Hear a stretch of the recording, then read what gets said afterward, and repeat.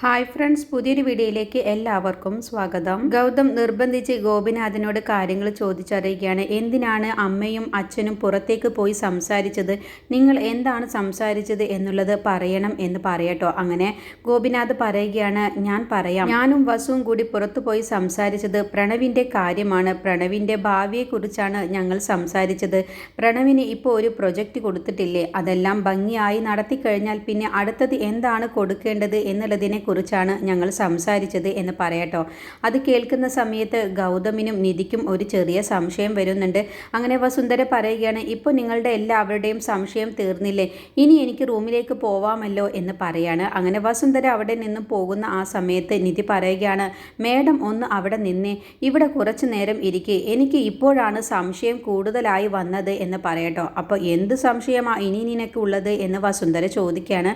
അപ്പോൾ നിധി പറയുകയാണ്, അല്ല, പ്രണവിനെ കുറിച്ചാണ് നിങ്ങൾ സംസാരിക്കുന്നതെങ്കിൽ എന്തിനാണ് അച്ഛനും മേഡവും പുറത്തുപോയി സംസാരിക്കുന്നത്? ഈ വീട്ടിൽ നിന്ന് തന്നെ സംസാരിച്ചാൽ മതിയല്ലോ. ഞങ്ങൾ ആരും പ്രണവിൻ്റെ ശത്രുക്കളല്ലല്ലോ. പ്രണവിന് നല്ലതുണ്ടാവുക എന്നുള്ളത് ഞങ്ങൾക്ക് കൂടി സന്തോഷമുള്ള കാര്യമാണ്. പിന്നെ എന്തിനാണ് നിങ്ങൾ പുറത്തുപോയി സംസാരിച്ചത് എന്ന് ചോദിക്കുകയാണ്. അത് കേട്ടപ്പോൾ ഗോപിനാഥും വസുന്ധരയും ആകങ്ങ് ഞെട്ടിപ്പോവുകയാണ് കേട്ടോ. ഇനിയിപ്പോൾ എന്ത് പറയണം എന്ന് അറിയാതെ അവർ വിഷമിക്കുകയാണ്. നിധിയുടെ ഓരോ സംശയത്തിൻ്റെ മുന്നിലും അവർ ഓരോന്നും ചോദിക്കുന്നതിൻ്റെ മുന്നിലും ഉത്തരം മുട്ടി പോവുകയാണ്.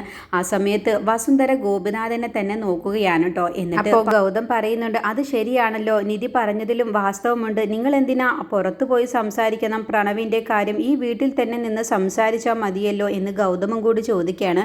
അപ്പോൾ വസുന്ധര പറയുകയാണ്, നീ എന്താ നിന്റെ ഭാര്യയുടെ സംശയം കേട്ടിട്ടാണോ നീ എന്നോടും സംശയത്തോടു കൂടി ചോദിക്കുന്നത്? എന്താ നിങ്ങൾ രണ്ടുപേരും സംശയത്തോടു കൂടി ചോദിക്കുന്നത്? ഏട്ടൻ എന്നെ ഭയന്ന് നുണ പറയുകയാണെന്ന് നിങ്ങൾക്ക് രണ്ടുപേർക്കും തോന്നുന്നുണ്ടോ? അപ്പോൾ നിധി പറയുകയാണ്, എന്തിനാണ് മേഡത്തിനെ തന്നെ സംശയമുണ്ട് എന്നുള്ള ഭാവത്തിൽ സംസാരിക്കുന്നത് എന്ന് ചോദിക്കാൻ കേട്ടോ. അപ്പോൾ വസുന്ധരയ്ക്ക് അങ്ങ് ദേഷ്യം വന്നിട്ട് പറയുകയാണ്, ഇവളുടെ സംസാരം തന്നെ ശരിയല്ല എന്ന് പറയാണ്. അപ്പോൾ പാറുവിനും കാര്യം മനസ്സിലാവാണ്. ഇത് വീണ്ടും ഇനി ഒരു വലിയ പ്രശ്നത്തിലേക്കാണ് പോകാൻ പോകുന്നത് എന്ന് മനസ്സിലാക്കിയ പാറു പറയാണ്, തൽക്കാലം ഇപ്പോൾ ഇതിനെക്കുറിച്ചൊന്നും ഇവിടെ സംസാരിക്കേണ്ട. ഗോപിയേട്ടൻ വായോ, നമുക്കൊന്ന് പോയി റെസ്റ്റ് എടുക്കാം. ഗോപിയേട്ടൻ ഇനി ഇങ്ങനെ സംസാരിക്കേണ്ട എന്ന് പറയാൻ കേട്ടോ. പാറു വിഷമത്തോടു കൂടി പറയുകയാണ്, ഗോപിയേട്ടനെ ഒന്നും പറ്റാതിരുന്നത് ദൈവത്തിൻ്റെ അനുഗ്രഹം കൊണ്ടാണ്. നിങ്ങൾ എന്താണ് സംസാരിച്ചത് എന്നൊന്നും എനിക്കറിയില്ല. എന്തായാലും ഇനി അതിനെക്കുറിച്ച് ഇവിടെ നിന്ന് സംസാരിക്കേണ്ട എന്ന് പറയട്ടോ. അപ്പോൾ വസുന്ധര പറയുകയാണ്, അതെന്താ ഏട്ടത്തിക്ക് ഇപ്പോഴും നല്ല സംശയത്തോട് കൂടിയിട്ടാണല്ലോ ഏട്ടത്തിയുടെ ഈ സംസാരം. ഞാൻ ഇവിടെ നിന്നും ഏട്ടനെ കൂട്ടിക്കൊണ്ടു പോകുന്ന സമയത്ത് തന്നെ ഏട്ടന് നല്ല ടെൻഷൻ ഉണ്ടായിരുന്നു. അതുകൊണ്ടായിരിക്കും ഏട്ടന് പെട്ടെന്നൊരു നെഞ്ചുവേദന വന്നത് എന്ന് പറയാണ്. അപ്പോൾ പാറു ചോദിക്കുന്നുണ്ട്, അത് എന്താണ് ടെൻഷൻ ഉണ്ടായിരുന്നത്, എന്തായിരുന്നു ഗോപിയേട്ട എന്ന് ചോദിക്കാട്ടോ. അപ്പോൾ ഗൗതമും ചോദിക്കുന്നുണ്ട്, എന്താണ് അച്ഛാ, എന്താണ് പ്രശ്നം എന്ന് ചോദിക്കുമ്പോൾ ഗോപിനാഥ് പെട്ടെന്ന് അങ്ങ് പതറിപ്പോവുകയാണ്. എന്നിട്ട് ഗോപിനാഥ് ജോത്സ്യർ പറഞ്ഞ ആ വാക്കുകൾ ഇങ്ങനെ ആലോചിക്കുകയാണ് കേട്ടോ. അപ്പോൾ വസുന്ധര പറയുന്നുണ്ട്, നീ എന്താ ഇങ്ങനെ മിണ്ടാതെ നിൽക്കുന്നത്? നീയല്ലേ കണ്ടത് ഞാനും ഏട്ടനും പുറത്തു പോകുന്നത്? ആ സമയത്ത് നീയും കണ്ടിട്ടുണ്ടാകുമല്ലോ ഏട്ടൻ്റെ മുഖത്ത് നല്ല ടെൻഷൻ ഉണ്ടായിരുന്നത്. അതിനെക്കുറിച്ച് എന്താ നീ പറയാത്തത് എന്ന് ചോദിക്കുമ്പോൾ ഇത് പറയുകയാണ്, അത് ശരിയാണ്, അച്ഛൻ്റെ മുഖത്ത് നല്ല ടെൻഷൻ ഉണ്ടായിരുന്നു. ആ സമയത്ത് അച്ഛനത്തേക്ക് വരുന്നില്ല എന്ന് മേഡത്തിനോട് പറഞ്ഞ സമയത്ത് മേഡം അത് സമ്മതിച്ചില്ലല്ലോ. മേഡത്തിന് അപ്പോൾ തന്നെ ഇവിടെ നിന്നും അച്ഛനെ കൂട്ടിക്കൊണ്ടു പോകണമായിരുന്നു. മേഡത്തിൻ്റെ മുഖത്തും നല്ല ടെൻഷൻ ഉണ്ടായിരുന്നു, ഞാൻ അത് ശ്രദ്ധിച്ചിരുന്നു. പിന്നെ എന്തിനാണ് മേഡം അച്ഛനെ അവിടെ തനിച്ചാക്കി ഇവിടേക്ക് തിരിച്ചു വന്നത്? അച്ഛനുമായിട്ട് പോയിട്ട് അച്ഛനെ കൂട്ടിയിട്ടല്ലേ വരേണ്ടത് എന്ന് പറയാണ്. അപ്പോഴത്തേക്കും വസുന്ധരയ്ക്ക് അങ്ങ് ദേഷ്യം വരികയാണ്, നീ എന്താ എന്നെ വല്ല കുറ്റവാളിയോട് ചോദ്യം ചെയ്യുന്നത് പോലെയുണ്ടല്ലോ. ഞാനൊന്നുമല്ല ഏട്ടനെ അവിടെ തനിച്ചാക്കിയത്. ഞാൻ ഏട്ടനുമായി ഇങ്ങോട്ട് വരാൻ നിന്ന സമയത്ത് ഏട്ടൻ തന്നെയാണ് എന്നോട് പറഞ്ഞത്, നീ പോയിക്കോ, ഞാൻ പിന്നീട് വന്നോളാം എന്നുള്ളത്. അല്ല എന്നുണ്ടെങ്കിൽ ഏട്ടൻ പറയട്ടെ എന്ന് പറയട്ടെ. ചോദ്യം ചെയ്യാനൊന്നും ഈ വീട്ടിൽ ആരും വളർന്നിട്ടില്ല, അതിന് ഞാൻ സമ്മതിക്കുകയുമില്ല എന്ന് ഗൗതമിനോടും നിധിയോടും കൂടി പറയുകയാണ്. എന്നിട്ട് വസുന്ധര ഗൗതമിനോട് പറയുന്നുണ്ട്, നിന്റെ ഭാര്യ എന്നോട് ഓരോ കുറ്റവാളിയെ പോലെയാണ് ചോദ്യം ചെയ്യുന്നത്, നീ അതൊക്കെ കണ്ടിട്ട് മിണ്ടാതിരിക്കുകയാണല്ലോ. ഗൗതം പറയണ, അമ്മയെ ചോദ്യം ചെയ്തതൊന്നുമല്ല, ഓരോ കാരണങ്ങൾ ചോദിച്ചതല്ലേ, അതിന് അമ്മ ഇങ്ങനെ തെറ്റായി കാണുകയൊന്നും വേണ്ട, അമ്മ പോയി റെസ്റ്റ് എടുത്തോളൂ എന്ന് പറയണേ. അങ്ങനെ വസുന്ധര പറയുന്നതാണ്, ഗോപിയേട്ടൻ പോയി റെസ്റ്റ് എടുത്തേക്ക്. ഈ വീടിന് വേണ്ടി ഞാൻ എന്തെങ്കിലും ചെയ്തിട്ടുണ്ടെങ്കിൽ അത് എല്ലാം നല്ലതിന് വേണ്ടിയിട്ടാണെന്ന് മാത്രം നിങ്ങൾ കരുതിയാൽ മതി, അല്ലാതെ എന്നെ ചോദ്യം ചെയ്യാനൊന്നും ഈ വീട്ടിൽ ആരും വളർന്നിട്ടില്ല എന്ന് പറഞ്ഞ് വസുന്ധര നേരെ റൂമിലേക്ക് പോവുകയാണ്. വസുന്ധര പോകുന്ന സമയത്ത് ഗോപിനാഥിനെ തന്നെ തുറിച്ചു നോക്കിയിട്ടാണ് പോകുന്നത്. അതെല്ലാം തന്നെ നിധി നിരീക്ഷിച്ചു നോക്കുന്നുണ്ട് കേട്ടോ. ഗോപിനാഥിനെയും വസുന്ധരയും മാറി മാറി നിധി നോക്കുന്നുണ്ട്. അങ്ങനെ ഗൗതം ചോദിക്കുകയാണ്, എന്താണ് അച്ഛ, എന്താണ് ഉണ്ടായത്, എന്തിനാണ് അച്ഛൻ തനിച്ച് അവിടെ നിന്നത് എന്നൊക്കെ ചോദിക്കുകയാണ്. അത് ഗൗതം എന്നങ്ങ് പറഞ്ഞു ഗോപിനാഥ് പെട്ടെന്ന് അങ്ങ് പതറുകയാണ് കേട്ടോ. എന്നിട്ട് ഗോപിനാഥിൻ്റെ കാല് വേദനിച്ചിട്ട് അയ്യോ എൻ്റെ കാല് എന്ന് പറയണ്. അപ്പോൾ പാറു പറയണ് വേണ്ട മോനെ ഗൗതം, ഇനിയിപ്പോൾ അച്ഛനോടൊന്നും ചോദിക്കേണ്ട, അച്ഛൻ പോയി റെസ്റ്റ് എടുക്കട്ടെ എന്ന് പറഞ്ഞ് പാറുവ് ഗോപിനാഥിനെയും കൂട്ടി റൂമിലേക്ക് പോവുകയാണ് കേട്ടോ. എന്നിട്ട് ഗോപിനാഥ് റൂമിൽ പോയി കിടന്ന ശേഷം ഗോപിനാഥ് പെട്ടെന്ന് മയങ്ങി പോവുകയാണ്. ആ സമയത്ത് പാറു ചോദിക്കുന്നുണ്ട് കാല് വേദനിക്കുന്നുണ്ടോ എന്ന് ചോദിക്കുമ്പോൾ ആ വേദനിക്കുന്നുണ്ട്, എന്നാൽ ഞാൻ ബാം എടുത്തുകൊണ്ട് വരാം എന്ന് പറയാണ്. അങ്ങനെ ഈ സമയത്ത് ഗോപിനാഥ് ഇങ്ങനെ ആലോചിക്കുകയാണ് കേട്ടോ. വസുന്ധര പറഞ്ഞ ഓരോ വാക്കുകളും അഞ്ജലിയെ ഈ വീട്ടിലേക്ക് കൊണ്ടുവരാൻ ഏട്ടൻ തന്നെ സഹായിക്കണം, അല്ല എന്നുണ്ടെങ്കിൽ ഗൗതമിനെ പറ്റിയുള്ള എല്ലാ രഹസ്യവും എല്ലാവരും അറിയുമെന്ന് പറയുന്നതിനെ കുറിച്ച് ഇങ്ങനെ ഓർത്തിട്ട് പൊട്ടിക്കരയുകയാണ് ഗോപിനാഥ്. അപ്പോഴത്തേക്കും പാറു തൈലവുമായിട്ട് വരികയാണ്. എന്നിട്ട് ഗോപിനാഥിന്റെ കാല് തൈലം ഇട്ട് കൊടുക്കുകയാണ്. അപ്പോഴത്തേക്കും ഗോപിനാഥ് മയങ്ങുകയാണ്. അപ്പോൾ പെട്ടെന്ന് തന്നെ ഗോപിനാഥ് എണീറ്റ് നോക്കുന്നുണ്ട്. എന്നിട്ട് പാറു എന്ന് വിളിക്കുമ്പോൾ ഏട്ടൻ ഇപ്പോൾ റെസ്റ്റ് എടുത്തേക്ക്, ഞാൻ കാലിൽ തൈലം ഇട്ടോളാം എന്ന് പറയണേ. അങ്ങനെ ഗോപിനാഥ് മയങ്ങുകയാണ് കേട്ടോ. ഈ സമയത്താണ് നിധി അവിടേക്ക് വരുന്നത്. അപ്പോൾ നിധിയുടെ മനസ്സിൽ നല്ല സംശയമുണ്ട്, എന്തോ ഒരു കാര്യം അച്ഛനും വസുന്ധര മേഡവും സംസാരിച്ചിട്ടുണ്ട്. ആ രഹസ്യത്തെക്കുറിച്ച് ഓർത്തിട്ടാണ് അച്ഛൻ ഇങ്ങനെ നെഞ്ചുവേദന വന്നിട്ടുള്ളത്. ആ രഹസ്യം എന്താണെന്നുള്ളത് കണ്ടെത്തിയേ മതിയാവൂ എന്ന് നിധി മനസ്സിൽ ചിന്തിക്കുകയാണ്.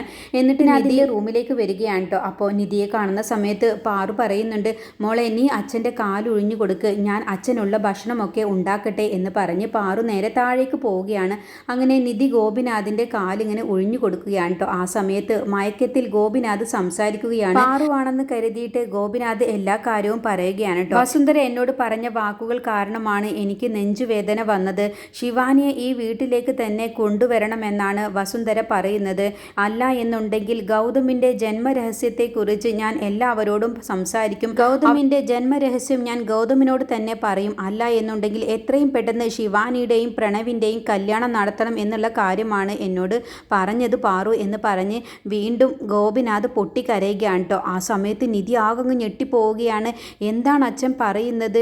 ഗൗതമിൻ്റെ ജന്മരഹസ്യമോ? അതെന്തായിരിക്കും എന്നുള്ള ഭാവത്തിലാണ് കേട്ടോ നിധി കേട്ടുകൊണ്ടിരിക്കുന്നത്. അപ്പോഴത്തേക്കും അവിടേക്ക് പാറു വരികയാണ്. അപ്പോൾ ഗോപിനാഥ് ഈ സംസാരിക്കുന്നതെല്ലാം പാറു കേൾക്കാണ്ട്. അങ്ങനെ പാറു ഓടി വരികയാണ്.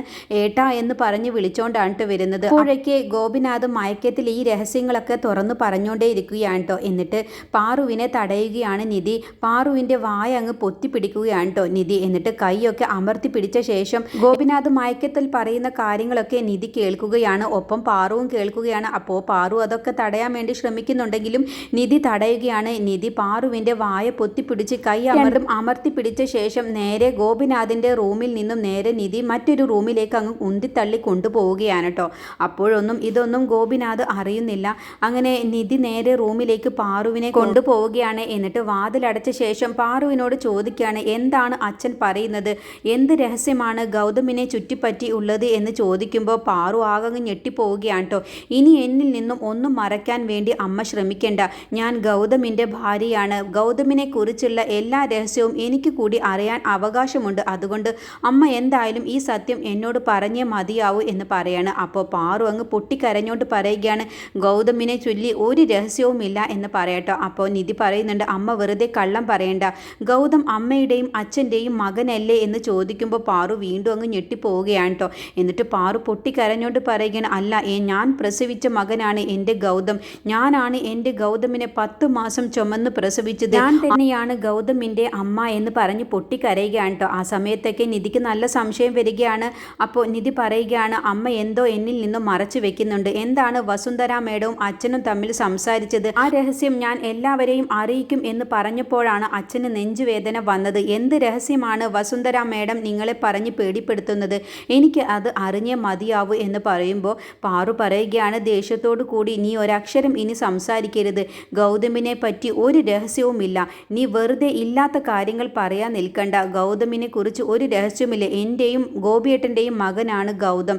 നിന്റെ ജീവിതം നല്ലതുപോലെ സന്തോഷമായിട്ട് ഗൗതമിൻ്റെ കൂടെ ജീവിക്കാൻ നോക്ക്. അല്ലാതെ മറ്റുള്ള രഹസ്യങ്ങളൊക്കെ കണ്ടെത്താൻ നിന്നിട്ട് നിന്റെ മനസമാധാനം കളയാൻ നിൽക്കണ്ട എന്ന് പറയട്ടോ. അപ്പോഴൊക്കെ നിധിക്ക് സംശയം വരികയാണ്. അപ്പോൾ നിധി പറയുകയാണ് ഞാനൊരു കാര്യം അമ്മയോട് പറയട്ടെ, ഗൗതമിനെ കുറിച്ച് എന്തെങ്കിലും രഹസ്യമുണ്ടെങ്കിൽ അത് ഗൗതം അറിഞ്ഞു കഴിഞ്ഞാൽ ഗൗതമിന് അത് ഒരിക്കലും താങ്ങാൻ കഴിയില്ല.